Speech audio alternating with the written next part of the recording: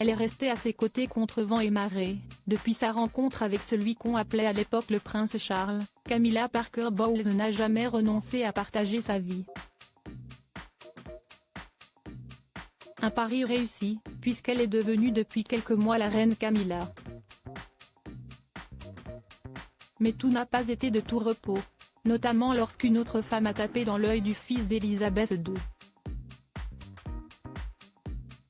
Dans l'opinion publique, c'est elle qui a toujours eu le mauvais rôle.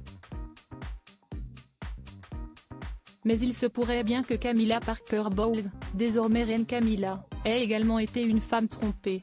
Tombée amoureuse du prince Charles, qui fête ses 75 ans ce mardi, après leur rencontre dans les années 70, la septuagénaire a en effet vu son amant succomber au charme d'une autre femme. Une femme restée extrêmement discrète, malgré une amitié avec Lady Diana.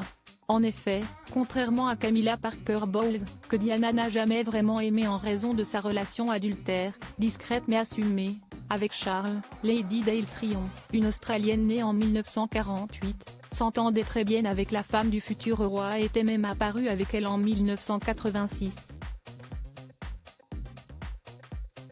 Une amitié née autour d'une passion commune, celle de la mode, mais surtout d'une dépression qu'elle vivait en parallèle. Selon certains journaux britanniques, c'est même Lady Dale Tyrone qui fournissait la mère de William et Harry en somnifères.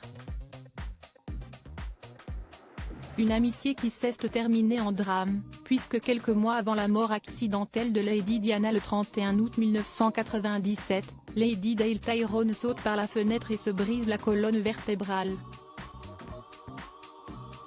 Restée handicapée, elle mourra en 1998 d'une septicémie, mais qui aura marqué la vie de Lady Diana, tout autant que son inimitié affichée avec Camilla Parker Bowles. Diana choisie par Camilla et Dale. Pourtant, c'est ensemble que Camilla et Lady Dale auraient choisi Diana pour leur amant commun, alors que le roi Charles ne peut épouser ni l'une ni l'autre. Il leur a demandé de l'aider à trouver une future femme qui assurera le rôle de princesse puis de reine à ses côtés. Et toutes les deux se sont mises d'accord sur la jeune Diana Spencer, qu'il connaît alors peu et qu'il épousera quelques mois plus tard.